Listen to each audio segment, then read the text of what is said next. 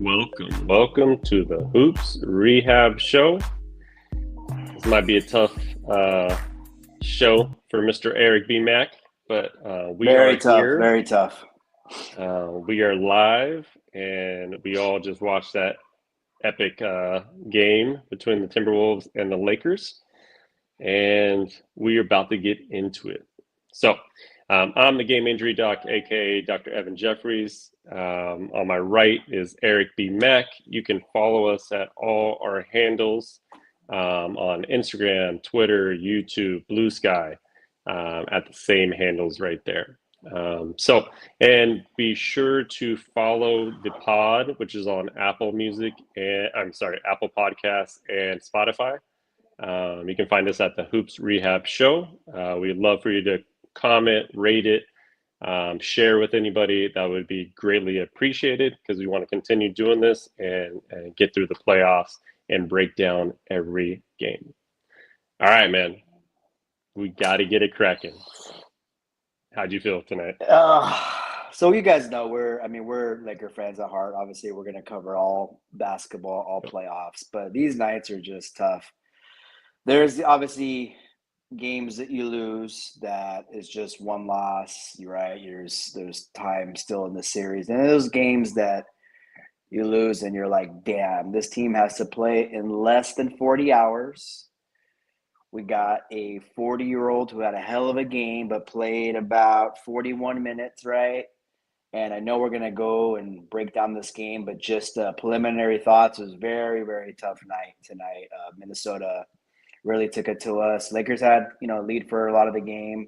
It was really close also in that second half, but just the young, athletic Timberwolves just took it to the veteran-led Lakers and are up 2-1 and got to be feeling really good going into Sunday. That's all I got to say to start. And what did you think?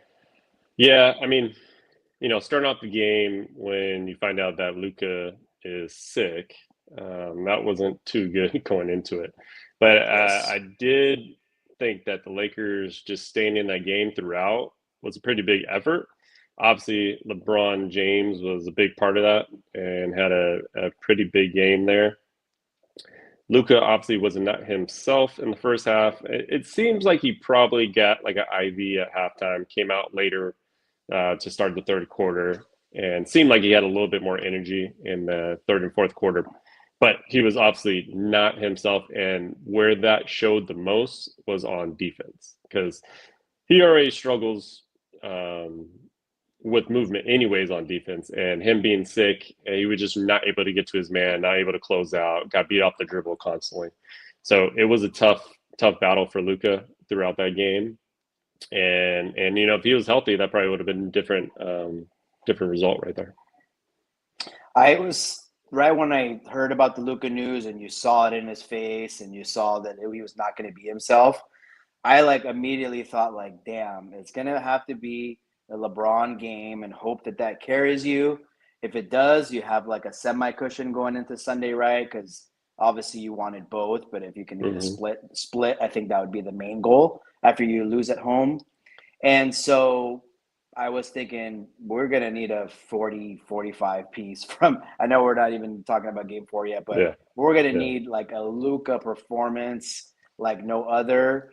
I'm hoping it's just a stomach bug that is good in about 36 hours or whatever the hell it's going to be.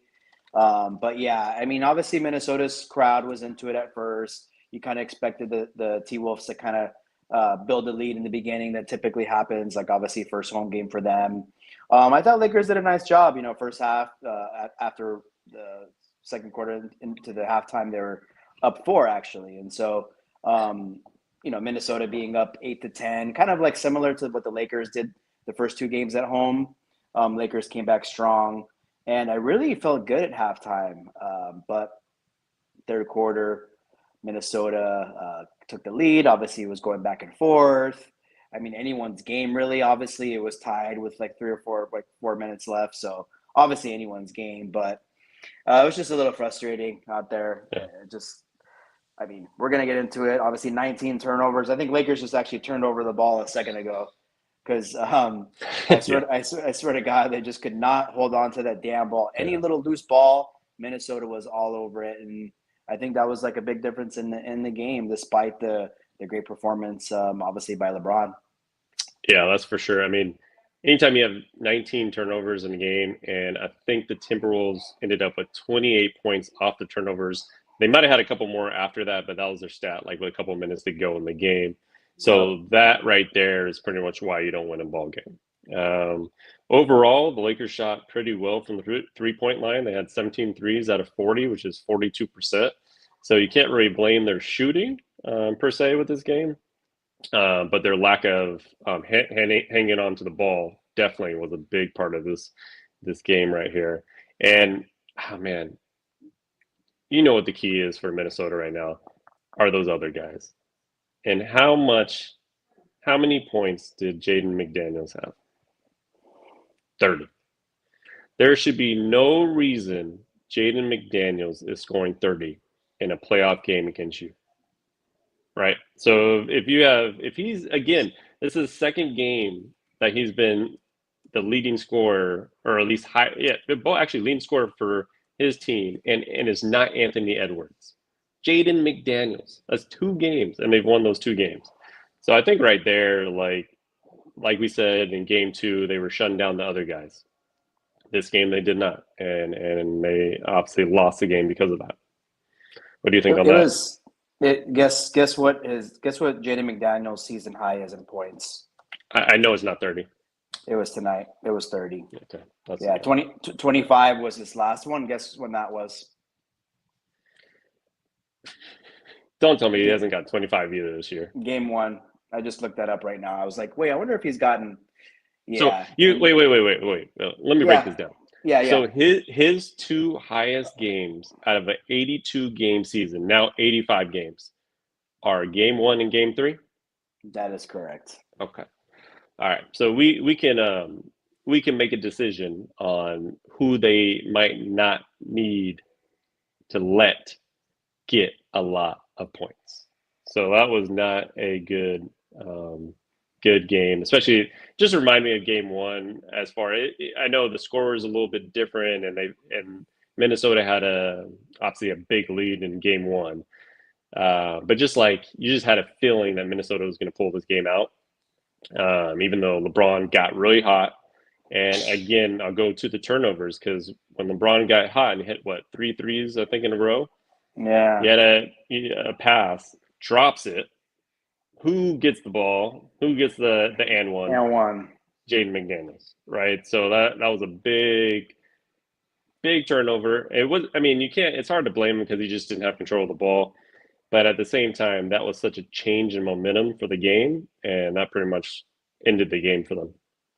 Oh yeah, I mean we talked about it. We've been talking about it a lot. There's like those, like not one or two plays really make a game, but there's Yeah, often one or two plays that could potentially change the complexion of the game. that's for sure. And the thing that's kind of worrisome about Jaden is like so game one he was more so hot from the 3 point line, which is not customary, right? So you kind of have to go with the law of averages. But tonight from three he was 1 for 5, and everything was inside. And I just don't know. I mean, Lakers don't have a lot of like a lot of length. I'm sure they're going to key in on Mm. him a little bit more going into game four, but that's what's concerning. Is it's a lot of it was in the paint. I know Minnesota just dominated as far as like points in the paint. Lakers were hitting some timely threes tonight. I think that's what kind of kept them in it. I think they'd go down 4, maybe 7 points, and they'd hit like a three or two, and then they'd bring the lead down. And obviously that's a big part of it, right? You hit your threes, you're in a good place. But yeah, I mean, obviously Julius Randle has had a hell of a three games, man. He's actually like really impressed me. And obviously McDaniels with 30, Edwards, he's going to get his 29. He really took it to them at the end. And I think they said it, I think it was Richard Jefferson, you just got to make him a distributor and not just dominant ball scorer, because he will kill you. Yeah. So it's tough, Lakers have gotta. It's tough. They're gonna try to figure out, are they gonna let him Ant get his and try to take away the Mm-hmm. others? Are they Mm-hmm. gonna try to make him be a playmaker, and as we know, when the others get hot, it hasn't been good for the Lakers too. So they got their work cut out for him, man.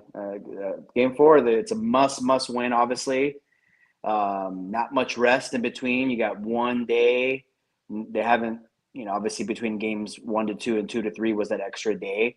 Hmm. And so I don't know, man. It's gonna be real tough, and we might have a case of just Minnesota being the better team. But Lakers get game 4. Obviously, it's a whole new ball game. But tonight Yeah. definitely stings. I'll tell you that. What else were you seeing out there? I mean, Austin had a good first Uh, half.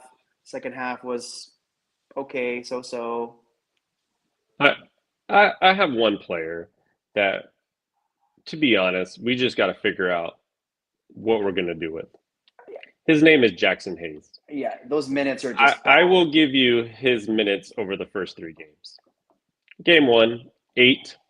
Game 2, 9. Game 3, 9. He is basically not playing in the series. He's just a figurehead starting in the game in the first half and second half, and then never plays again. So my big question is, I do love what JJ does and his adjustments in the game, but I think he has to adjust to figuring out a way to make Jackson Hayes an impact player in the series. And we're going against one of the longest, tallest teams, right? We got Gobert, and Gobert's not really been a factor too much in this series. You obviously still have Randall. Jay McDaniels is long. I mean, you got Nas Reed, right? So we have to figure out a way to make him usable in this series. Otherwise, we're going to go home. The Lakers are going to go home if they can't figure out how to use Jackson Hayes. I'm not saying like he's the best player on the Lakers. Obviously, we have 3 great players that are playmakers. But if he's out there just doing nothing and we can't figure out how to make him impactful, that is a problem. And that's a problem moving forward, regardless if we win the series. 100%. That was definitely somebody that was top of mind. I wanted to get into. Like, I think Jackson Hayes. Like, we've been talking about it. Like, it was a worry. We knew, like, damn, is he really our big? And we know what we got by in the regular season. Obviously, you play different opponents, right, every night, and you play Mm-hmm. some bad teams, and you make some look good because you're playing some bad teams. And um, you're right. Like that lob threat, I noticed a few times today. Like Luka, we probably thought he was on Dallas, passing it to like Lively and the other guy. What's it, Godford? What's his name again? From Gafford, Gafford. Daniel, Yeah, Daniel Jesus, can't Gafford. even think it. Yeah, I thought he was. He probably thought it was a flashback, but it just didn't work. He threw a couple lobs, and somebody would get in the way because Minnesota is big. But you're right. Those if he's gonna play those 8 to 9 to 10 minutes, they got to be more impactful. They got to get something. They're not getting anything on the defensive end. They're not getting rebounds from him. They're not getting obviously points. He's not going to be this all of a sudden like offensive juggernaut, but he's got to get a couple lobs, do something.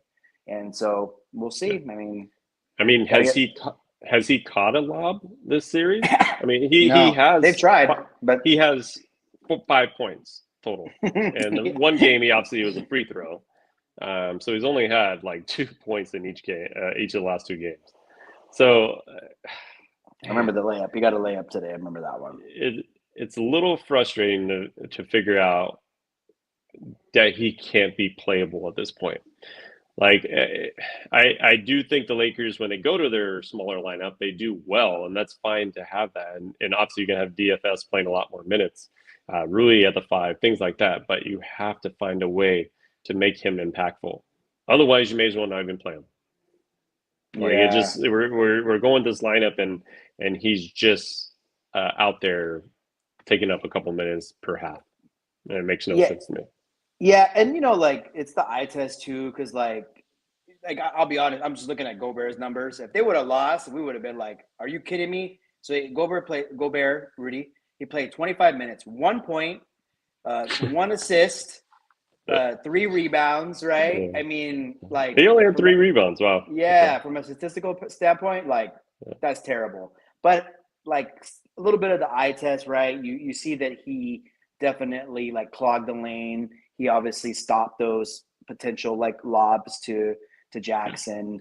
And so it's just funny, right? You kind of base it on win or lose. But it's been 3 games of just not much from him, and I don't think we're gonna lose or win based Mm. on his performance. Yeah.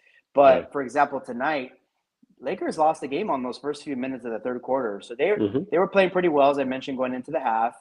And those first few minutes of the quarter, it was a big swing, up 4 to down 5 or 6, and like 3 minutes. That's like a 10-point swing, and I mean that honestly was a big part of losing the game. So Yeah, and the thing is, right? If Jackson Hayes is not even playing defense, right? Like if we can't even get him to like show a threat, he has 5 rebounds total. Is I mean, I don't even want to look if he has a block, but he only has one block. He has one block in the series. So I mean, we right, just need yeah. something, and I feel like we need to scheme it in a way to make him impactful, to make his minutes impactful. Whether that's maybe coming off the bench, I don't know. Something that to shake up the lineup to allow him to be somewhat impactful for the series moving forward. So those are my thoughts on him. But do you have any thoughts on our big three? What kind of see out of LeBron tonight? Obviously, he had a big game, but what do you see with that? So yeah, big three. I was kind of touched on it a second ago. I thought, I mean, Reeves really, along with of course LeBron, kind of carried us in the second half. I know game two he was 0 for 6 from three, so he was a lot better tonight. 5 for 11. But I mean, him along with a lot of the other Lakers really struggled in that fourth quarter. I got outscored 30-20. Um, just I'd love to see what his turnovers. I mean, they all kind of had a few turnovers. Um, what was the assist? Okay, so if you're 12, I was looking at that whole like assist thing. So they had 16 Mhm. assists amongst them. We want to get to that 20 plus, What did I right? say? What did I say? So whenever Yeah, Lakers are at 20 plus assists with those three, they're probably yeah, likely going to win the game. So yeah. And then the big three, obviously, Luka. I mean, I guess he just was sick, and he just. I mean, I guess we have to give him a pass. He's still, like you said, I think he felt better in the second half.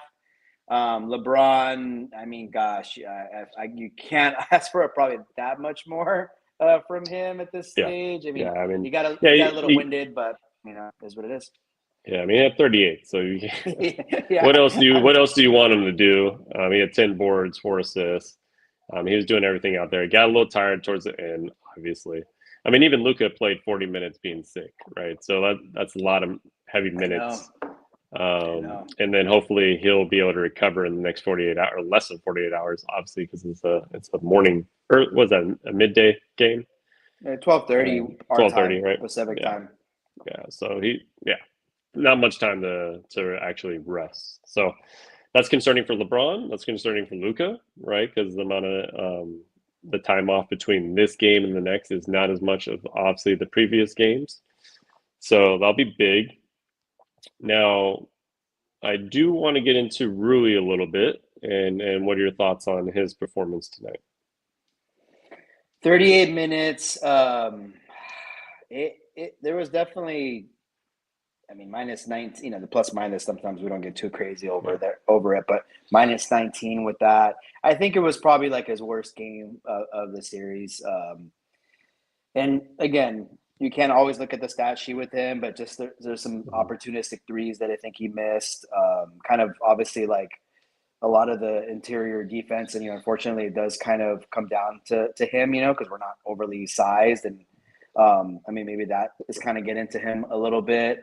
but yeah, I thought he hit some shots in the beginning, and I just don't think we're taking advantage of him as much of with Conley guarding him. I think that's something we can kind of look at a little bit more. I know we've talked about that. But what about you? What are you seeing with Rui in terms of tonight? Yeah, I mean, obviously he didn't have the points that you'd want him to have, but he didn't really take that many shots, right? He was 3 for 7. Yeah, that's yeah, two for Still, four still, from three. I mean, yeah, respectable in that. So I don't think he was as aggressive as he probably should have been, especially with Luca being sick. And I also think he just needs to take advantage of the Conley matchup when Conley's in there, and when he has Conley on him. But that's also a yep. schematic issue as well. Are we really scheming for that, or we're just kind of letting Rui sit in the corner? So I think those are some things that they gotta take advantage of, next game, and I've been saying it since game one, like taking advantage of that matchup with Conley, and Conley had a great game tonight, right? So for the most part, he seems like he's been an afterthought throughout this series. He still only played 21 minutes, but he had a big three that he hit, some steals, and some great defense there. So his 21 minutes were just so impactful, and definitely helped him win the game there. Yeah, I don't know if it's because Conley hasn't been scoring much, but it just seemed his 9 points were just so impactful and just like Yeah, worst timing. And again, part of that is like, he hasn't been doing that great. So if he hits something, you're just surprised. But I'm sure everybody saw that 3-pointer that he shot and bounced it, banked off the glass. And obviously he didn't call bank, and it was just awful, it was just off to the left, but it went in, and it happens sometimes. And it was just like Lakers were up down 2 at that time, and it was in the fourth or late third, I believe, and that got it to 5. And so, he was actually pretty good. And I think, like, going back to Rui, I think that's right. I think they probably systematically don't have a lot that they run, for him. And again, there's not a lot of time in between the two, but I do feel that, especially early on, if we could take a little bit more advantage of the size, maybe they throw some doubles, right, and that kind of frees up some other guys. So yeah, I mean, we're gonna need just all hands on deck next game. I do see, LeBron, his age, obviously he's defied the odds so many years, but I feel like that he's gonna need to be carried next game. I just have that feeling, and so it's gonna be on Mr. Doncic, I think, and some of the yeah, role players to lead the way. yeah, that's for sure. I did want to get kind of into at the end here. What do you think about that play where Luka stopped on the break because he thought he heard a whistle? Which there were some things going on in the stands, and then I know the PA announcer came on to kind of tell people if they have a whistle or stop whistling or whatnot. But what do you think about that play? Yeah, it's so frustrating because it was off like another turnover, and Yep. that was just the story of the night. Like a bad turnover, and then just they would either get an and one or just like an easy, obviously layup, and it was just so frustrating. I don't know if we heard a whistle or not. I know they were talking about that, and they probably must have heard something because I think JJ went to the refs and they made an announcement over the PA, and Mm-hmm. so, I mean, I don't know. I would like to think he just kind of has to play through it, Luca, and Yeah. I know sometimes he gets frustrated and thinks there should be a call and stops, and it is something he kind of does. But yeah, you just gotta play through that. Obviously, like, it sucks that there was somebody with a whistle, and it does happen sometimes. But that really, like, talking about a handful of plays that really changed the complexion of the game, that was definitely one of them because, again, off a turnover, easy layup, frustrations. And so that was just really the story of the game, man. Yeah, I mean it's frustrating because Luka, obviously that's his thing. He will complain to the refs. He'll kind of stop playing at times. But in the middle of a break, like, you got to play through it. Doesn't matter if you heard the whistle or not. If the guy's still running, you better run after him, right? So Oh, that gets a yeah. little frustrating. I know he was sick, so it's going to be a tough game regardless. But I mean, you got to play through the whistle no matter what. They teach you that in youth. They teach you that in AAU. They teach you that in high school, college, and the pros. Got to play through the whistle. So, I mean, you got to play through the play, actually. Even if there is a whistle and they're still going, you got to play through it. Yeah, and it's So like, that was kind of, what was the whistle like? What would it? That's another thing too. Like, what would it have been, right? So it's yeah. like you just gotta, go, play through it. And yeah, maybe he would have beat him down to the rim, anyways, right? You never know. I mean, we know Luka's not super fast, but Yeah. yeah, it was just tough. But last, like, little nugget, because I know last on Wednesday's game or Tuesday's game, sorry, we're obviously giving kudos to the Lakers free throws, 20 for 20. Mm-hmm. So tonight, what did I say? 14 for 20 or 13 for 20? Which was, sorry, bear with Yeah. me. 13 for 20. Yeah, so that's a big 7 points, man. And Yeah. from 20 to 20, 13 to 20, it's something that they have to clean up as well. That's for sure. The only thing I would say, are there any keys for you going into game 4? Like, what do you feel like the Lakers absolutely need to do? Or would you just try to create what you did in game 2? I think it's hopefully Luka feels better and get back to him being kind of the playmaker creator. And then I think just really paying extra attention to the others. McDaniels, Nasri, DiVincenzo. Um, Extra focus on them because that's what will beat you when they go off. The crowd gets obviously excited, gets into a frenzy. So those are just kind of like high level um, things that I believe that will have to happen on Sunday. What about yourself? Anything other than that? If Jaden McDaniels has his third season high game, the Lakers would be going down 3-1 and probably going to Cancun pretty soon. So do not let Jaden Daniels get over 20 points. That would be my key to the game. I'll keep it simple. It's simple, guys. It's simple.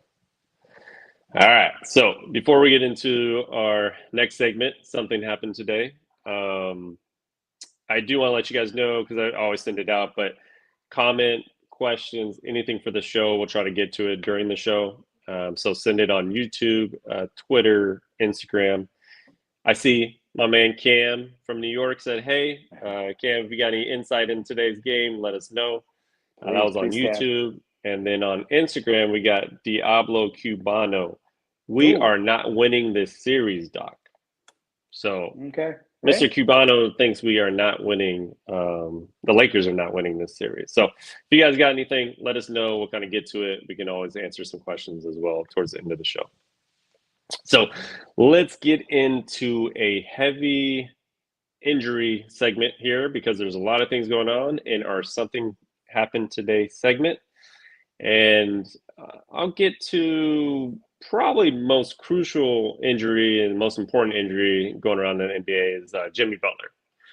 So we all saw the fall that he took in Game 2 on Sunday, which is or not on Sunday. Sorry, what day was that game? Wednesday. Wednesday, yeah. Game 1 was Sunday. So he obviously took a terrible fall, and at the time they called it a pelvic contusion. And then he finally got his MRI, which I was talking about in our previous show, that they're going to see more structural issues with that MRI, and then they'll know for sure if there's a fracture or if anything else is going on. So what they found was that he has a glute contusion, essentially. So that is, again, bruising and bleeding into the muscle.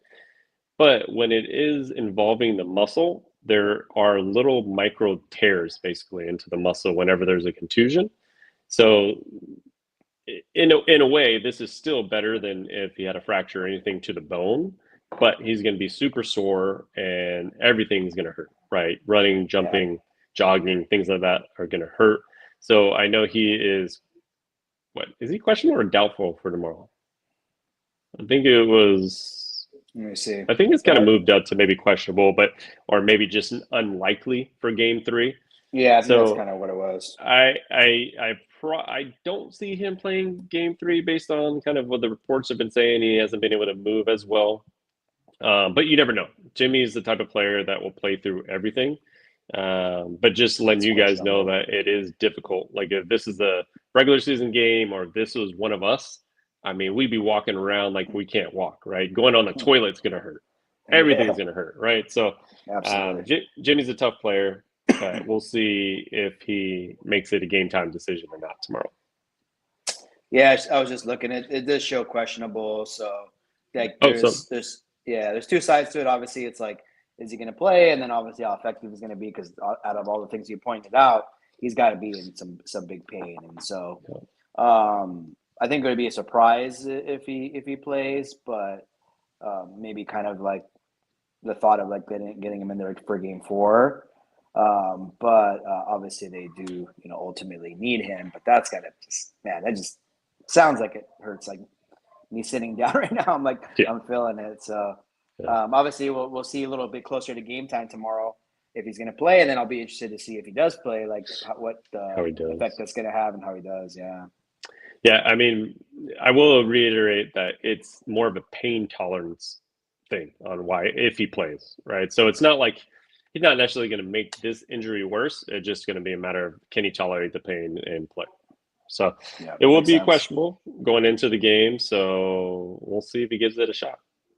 I wouldn't doubt Jimmy though. That's the one player that I would probably say, hey, if I'm going to bet someone, he might just say I'm ready to go. So Put some icy hot um, on it oh yeah, and and and and go. So big yeah. game, obviously, right? It's a swing game, kind of like the Lakers game tonight. The 1-1 Hmm. series.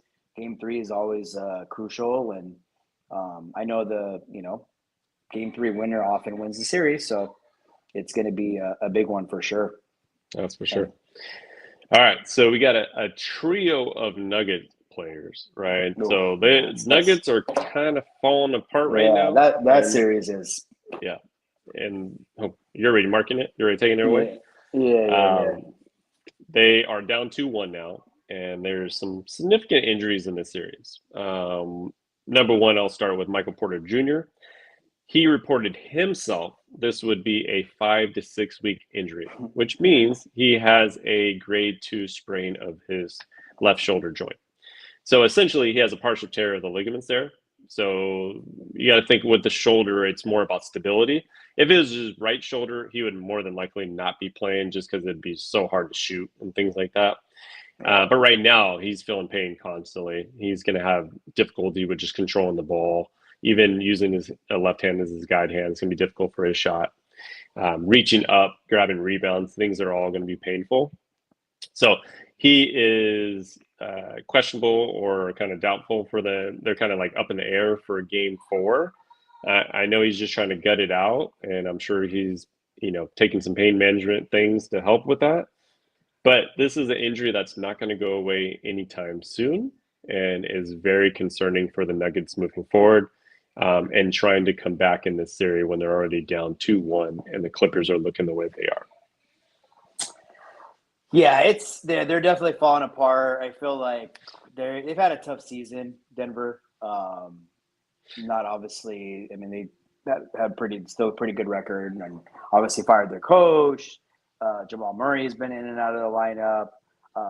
Just I know we're talking about injuries right now. We're going to get into it a little bit later, but Mm-hmm. Clippers just seem to kind of have control of this series, and partly because of those injuries.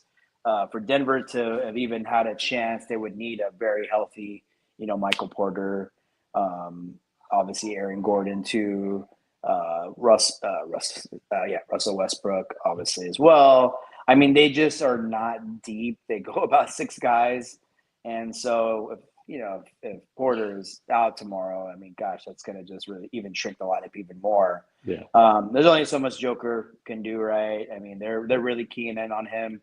2 or 3 guys going at him all game long, and so yeah, it's those. I mean, those injuries are going to be. I know Westbrook will gut it out, right? That's just in Yeah. his DNA. I'm sure Gordon's going to play, but yeah, it will remain. I'm kind of curious to see if Michael Porter will play, and then if he does, again, how effective he's going to truly be. Yeah. They're falling apart for sure. Yeah, I mean, I think this is probably the most frustrated I've ever seen Joker, right? You've seen him Yeah, vocal on the bench. He's yelling at his team. He's yelling at players. And I think part of that is, too, he doesn't have his coach either anymore, right? no, So it's hard to say that David Ellerman has full control of the team because he's the interim coach. And so I think Joker's trying to play that role right now, which is not his normal role, right? He's not the type of guy that's always yelling at his team. There might be sometimes he kind of gets into some guys, but that's not his normal kind of leadership no, role there. And no. so I think he's trying to do as much as he can, but those Clippers just look like they are the team to beat right now, and they're going to be very tough. And Absolutely. so the other two guys are obviously Aaron Gordon, you stated.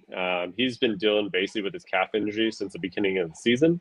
It's the same That's calf right. that he aggravated on Christmas Day and caused him to miss 9 games. He missed 10 games at the beginning of the season. They missed another 9 games after Christmas. And then even Mm. going into the playoffs, it was still an issue. And Wow. according to a report from Mark Spears, is that he told him that he can barely jump right now, and something that you got to do in the NBA is jump, and so that is pretty frustrating for him, I'm sure, because he's been dealing with it all season. He must have had a pretty significant tear in the calf at some point, and it's just something that he just hasn't been able to get back to by playing. And it's something that he's going to have to take care of in the offseason and just get a full offseason of rehab and everything like that. So it doesn't look too bleak for him or the Nuggets at this point.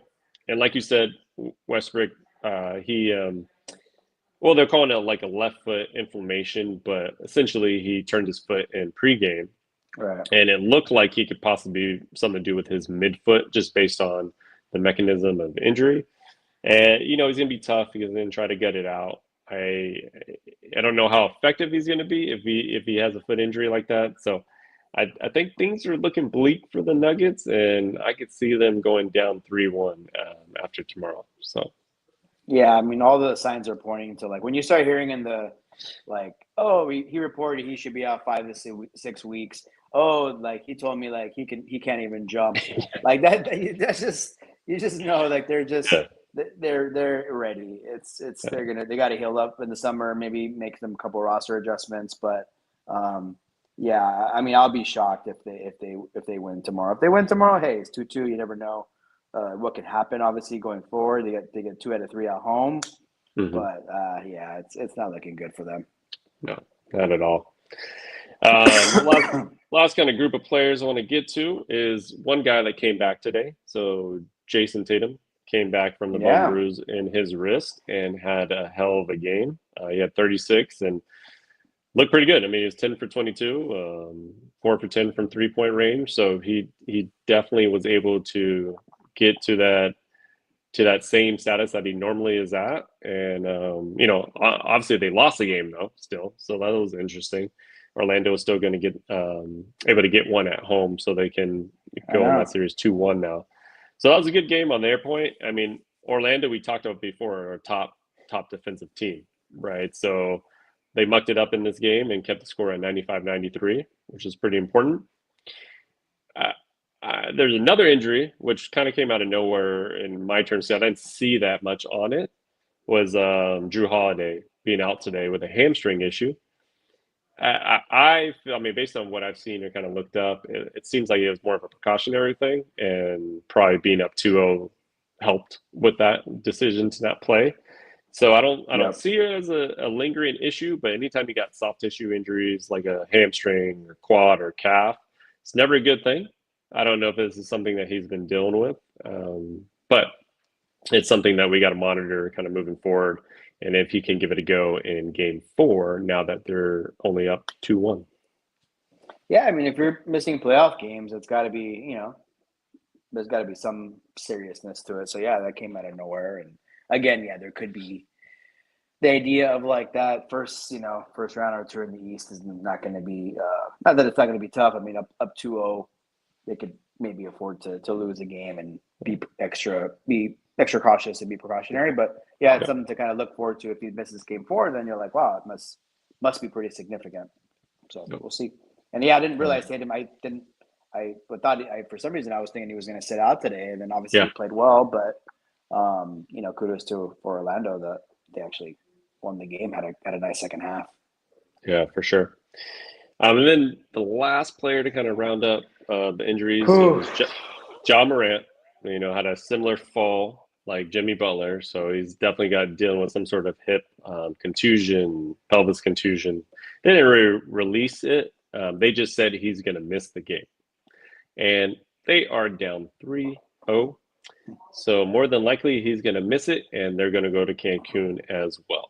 So they didn't report any fractures or anything like that. So if there is, for instance, game 5, that might be a possibility, but it's not too positive that they've already ruled him out. And he's also dealing with the ankle sprain that he was dealing with, which was severe. So he's dealing with a lot. It sucks to see stars go down, but Memphis is going to have a tough task against OKC. Do you think speaking of Ja, yeah, that series is a wrap. Obviously, they had a chance to win a game. They're up 29 Yeah. yesterday, but do you think there's like it is going to be hard to take this away from him? But I mean, do you think he's going to have to adjust a little bit of kind of how he plays because Yeah. he's been getting injured quite a bit. We know, he's obviously his body. We know his body frame and things like that. So I'm just kind of curious, like. Is he injury prone or is he like injury prone because of the style of play that he plays every night. What are your thoughts on that? Do you remember early in the year when he took a very big fall from a dunk and then he went out and said, I'm never going to dunk again? You remember Yeah, that? yeah, What did he do like a game later? He was dunking on somebody. I think he dunked on Wimby. That was like the dunk. It was like right after that. He just dunked on Wimby, right? So yeah. Of course. yes, I think he understands that the risks he takes because that was an odd statement to make that you're not going to dunk again because we all know that's his game and he likes to attack the rim.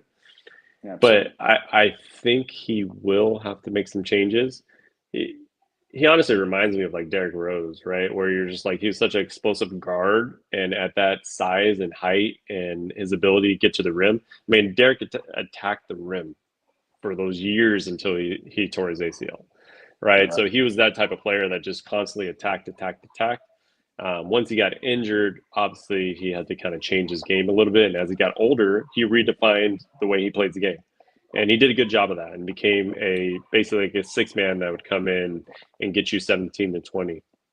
So I think Ja would be smart to probably change a little bit of his game overall to just add more of the dynamics of not just trying to dunk on every single person, right? It's yeah. fun to watch. It's explosive and it's great, but now we've had a couple years of injuries, right?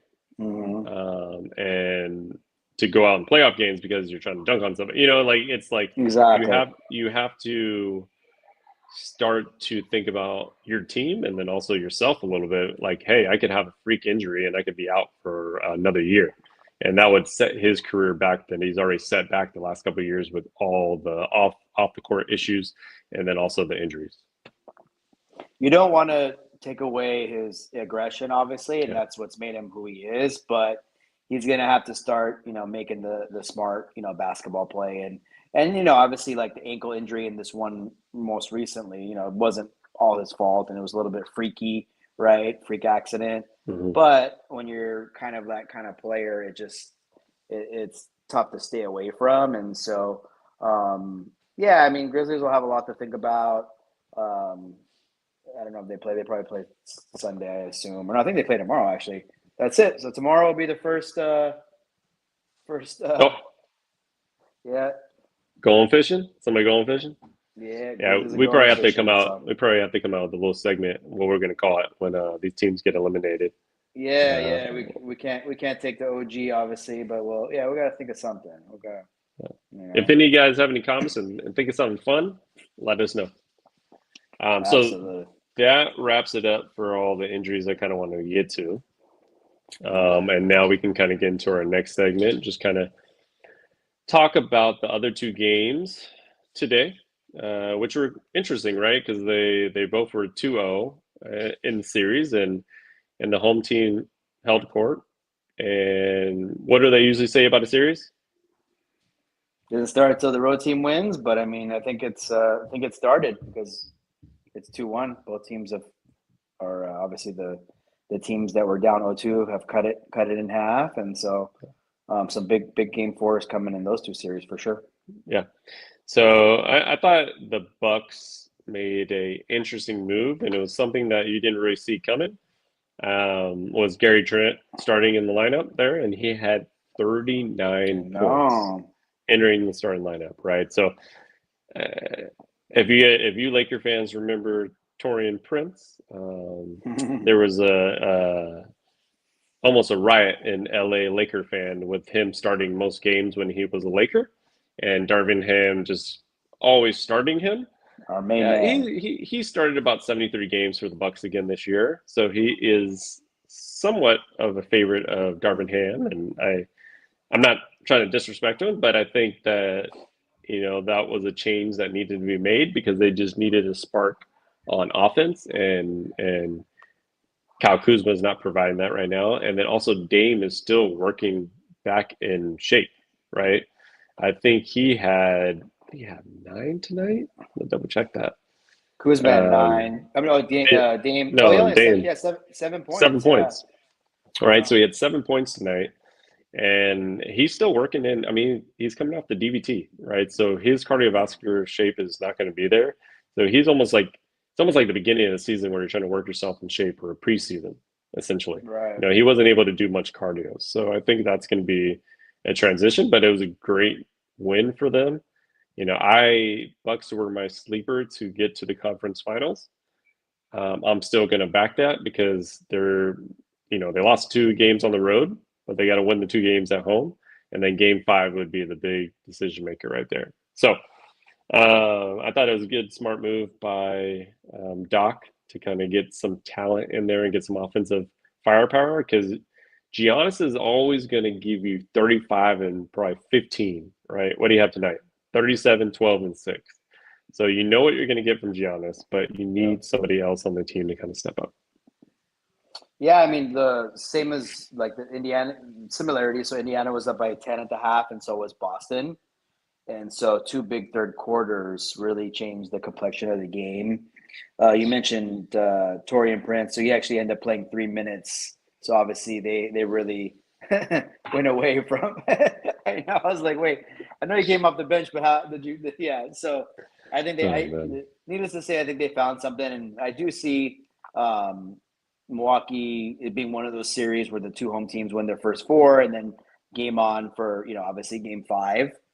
I think Damian Lillard, as you mentioned, he'll get a little bit as the series goes on. He'll probably improve and get a little bit better in shape, basketball shape, again as it goes on. So yeah, big win for Milwaukee. Uh, Scored 117 points. Scored actually 39 in the third quarter to Indiana's 19. So that was really the difference maker. I guess Brook Lopez, he just doesn't. He played 15 minutes, so I think they kind of don't. He's a little older too. They probably just kind of go with a semi-smaller lineup. Obviously, Bobby Portis, I think, plays a big chunk of those big man minutes. So yeah, I mean, I think Game 4 on Sunday should be another good one in that series. yeah. Yeah, I mean, Brook Lopez is 37, right? So kind of forget how long he's been in. I remember Yeah. when Brook entered the league and all he did was back people down and be in the post, and then became this excellent 3-point shooter. So, um, he's a little older and he's probably a little more, slow-footed at this point, trying to keep up with the athletic Pacers team. It probably just doesn't match up well against his team. So I like the Bucks to even up the series in Game 4, and kind of see where we go from there. Yeah, I think I like that too. Yeah, and then which I like the Magic Celtics game, right? That was a nice, solid Game 3. It was a defensive battle, and like I said earlier, I thought the Magic would at least get a game or two just based on how well they play defense, and that's what they did tonight, right? So they held Boston to 93 points. They held them to 33% shooting from 3-point line, respectable, only gave up 9 threes. But the main thing is Boston had 19 turnovers. And typically, what happened to the Lakers, if you have 19 turnovers, you're not going to win many games. So I think that was a big determining factor for Orlando getting that victory. And, Drew Holiday played a role in him not playing as well. But you had Tatum back and you had Brown. And that should usually get it done along with Porzingis and everybody else they have on the team. So Yep. I don't know if the Magic can win a Game 4. That would be very interesting. But I like that they at least made it a series. I mentioned earlier the third quarter they really were swarming. They only allowed 11 points, so they outscored Boston 24-11. And the third, after being down 10, their superstars Banchero and Wagner had really good games, 32 and 29 respectively. So they're going to need more of that, a little bit more defensive effort like today. I do assume Boston is probably going to play better in Game 4, so it's going to be tough for Orlando to get it. I'd imagine, Boston wants to try to take care of business early. They got some nagging injuries. Obviously, the thing that happened with Tatum, and the longer a series goes, just the worse, and things could happen, right? You never know. And so, kind of different from the Milwaukee series. I kind of like Boston to kind of get that 3-1 commanding lead. But hey, I mean, Orlando, they played Boston pretty tough. Even in Boston, they've had some close games. Yeah. So They've actually every game's been really close, and like they yeah, had some points in the game where you feel like, oh, they actually pulled the game off, and they've lost the first two. So I think they're going to be a tough. It's going to be a tough it'll be series. tough. I mean, we all think and know probably Boston will prevail with this one, but I think they're going to make them work for sure. Yep, I can see that for sure. Yeah. All right, so let's get into a little preview for tomorrow and the big games. We can probably wrap up that Grizzlies Thunder game. If anybody wants us to talk about it, it's probably not going to be tonight. Yep. So that's 3-0, and that'll probably be the first sweep of the NBA playoffs. Now, I told you about the Eric Spoelstra, right? You got to give at least one game to Eric Spoelstra, just based on coaching pedigree. So I do believe the Heat will get a game tomorrow against Cleveland, early morning, 10 o'clock game. What do you think? 4 games tomorrow, so that's pretty cool. Nice slate of basketball, kind of like opening weekend for the playoffs. But I originally picked Cleveland to sweep Miami, and so I wouldn't be ultimately shocked if Miami gets one. But I'm just gonna stick with my prediction. I think Miami is kind of ready for the season to end, and it's not going to be easy. I think it's going to be this will be the toughest game I think of the series for sure. Miami's not going to try to go out like that. And so I do ultimately though, like Donovan Mitchell, he's been playing really well. I Yeah, look for him to just keep it trucking and Cleveland to go up 3-0. yeah. I do like what Donovan said recently in the interview is that he's just learned a lot from the previous playoffs, and Yeah. he realizes in order to be the guy and the all-star that he feels he is and the type of player, the superstar that he is he needs to win it. And the only way to win it is to shut up and just play and prove the critics wrong. So I do like him. He's had 2 30-point games, right, to start the playoffs, and there's no other Cleveland player that has done that since we all know LeBron James.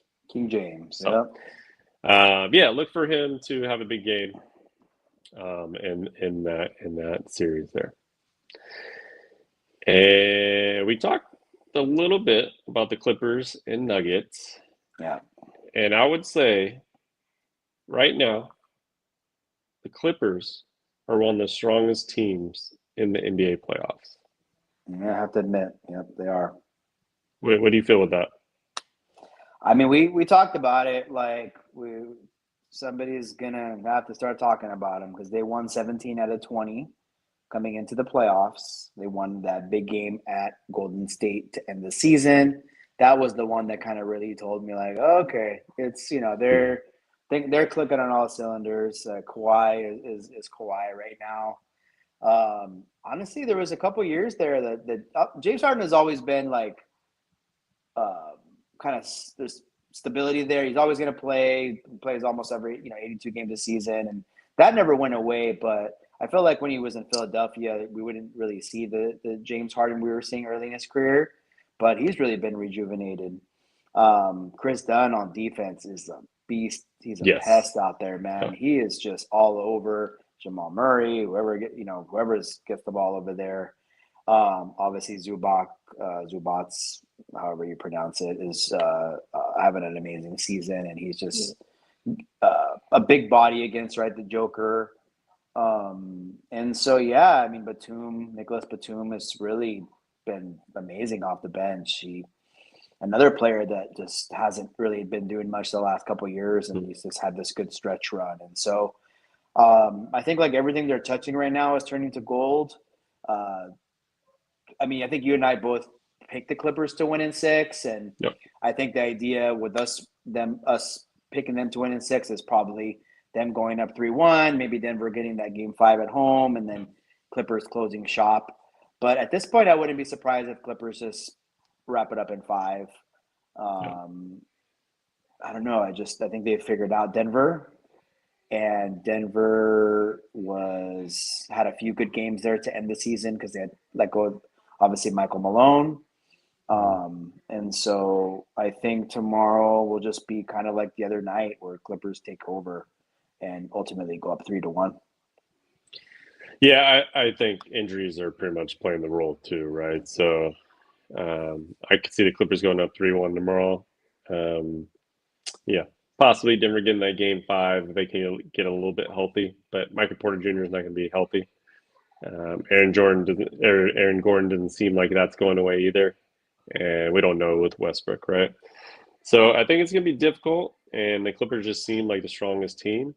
And like you said, though, that Chris Dunn, I mean, when you're a player that averages 6 points per game and you're in the starting lineup, there's a reason why you're in the starting lineup, right? He's playing Yeah, all aspects of defense, playing all aspects of just being a team player. And sometimes you need that guy. And he's only 6'3". I mean, this guy's I not that know. big, but he's a No, he's hell of not. a defender, especially attacks the point and it's just doing a great job overall. So mad respect to Chris Dunn right now.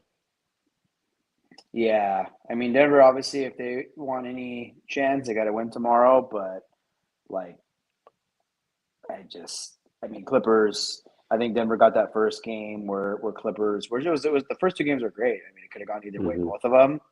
Yep, But Clippers could very well be up 3-0 right now too. So, that's for sure. but it should be a fun game regardless. All right, and the prime time game, the Warriors and the Rockets. All right, so this is tied up at 1-1 going back to the Bay. Big question mark is Jimmy Butler going to play or not? And what we talked about earlier is right now we don't know, right? We don't know if Jimmy's going to really be able to suit up here. So we got to play it as if he's probably not. So how much does that change what the Warriors do against the Rockets tomorrow? Well, I mean, it's obviously going to be a lot of Kaminga. He's going to probably play a role. Obviously, a lot of actually, I'm assuming Pazinski is or Pods is. Haven't heard much about it, but I know it was Yeah, ill, so I'm assuming he's fine. But guys like that. I think from a Houston standpoint, you don't know how long Butler's going to be out. So if he's out a game, I mean, you got to take advantage and because you got to win one over there, right? So mm, I think it's more important in a way that if Butler doesn't play, that Houston takes big advantage and gets a win over there. yeah, definitely. Um, yeah, I mean, man, what we saw out of Houston on game two is their defense was definitely stepped it up. Like we say, muck it up, get physical. There's a lot of physicality in that Sorry, game. You're right over there, choking a little. one You got second, a little one second, water up the throat. Yeah, one second. yeah, no problem. There's a lot of physicality over in Houston on game two, and they got in Draymond Green's face. They got in everybody's face in the game, right? So I think Houston wanted to let everybody know that they mean business and they're a number two Yep, seed for a reason, right? So I'm not going to take them lightly like I've been taking them in the yep, past. Like, I've always said Houston, I think, is the ideal matchup. Warriors not a good fit against them. But when you got a player like Jimmy Butler that's hurt, he can throw all that absolutely. out the window now. And I think if I'm Houston, I am trying to take advantage of game three and get it done in game three and go up 2-1. Yeah, got to get it. I'm a little choked up here, guys, but I think it's as I mentioned, Houston has to get game 3, and then hopefully that's it, Doc. I think I'm No, choked no, up. you're Sorry. almost zeroed it out. It's all right. I do want to report. Ooh, We got sorry, guys. Cam Miller, who says Butler will play. Okay, okay. So I was looking at some articles here, and it seems like Steve Kerr is relatively optimistic. So that might be a good Saw thing that. for the Warriors moving forward. And if he does play, that does change the dynamic of, especially Steph Curry, but also just people in general being able to just flow better with the game there. So thanks, Cam, for kind of keeping it updated there. I know I saw a little article, but it's hard to say for sure until it becomes, game 3, obviously start time. So we'll see if he plays or not. But it's going to be a hell of a game to finish off the night. Yeah, And I feel like if he's like almost, if they're 50-50 on him for game 3, I could imagine game 4 he'll be there. So yeah, for sure. Sorry about that. So yeah, this has been a pretty good episode as far as detailing what's going on in the games, all the injuries across the league. I did want to give a random stat about the podcast on Raphonic, which kind of breaks down podcasts and just gives rankings and things like that. We were number 1 in Colombia Mi gente, today, gracias. and for sports and basketball, and number 14 in sports in general with Colombia. So appreciate it, Colombia. My man Eric B. Matt speaks Spanish, so if you want to let him know, you can let him know. Yeah, Eric. absolutely. No, I mean, mi gente en Colombia, gracias por todo. Maybe we'll got to do pay a little visit over there or something for to kind of see our people, our fans. So really appreciate it. It doesn't matter where you're at. Honestly, when we started this, we could have never imagined that we would gain some traction in other places and other countries. So that's super cool. And so yeah, I mean, that's the best part, is that we're trying to reach everybody, and I'm just glad people are tuning in all over the world, which is amazing and humbling for us. So we're going to continue doing our thing and just keep producing these shows. So with that said, the Hoops Rehab team is out for tonight, and we will be back probably on Sunday. Peace out, guys. Lakers. Better get game 4 or it's a wrap. But we'll see what happens. Peace out, guys.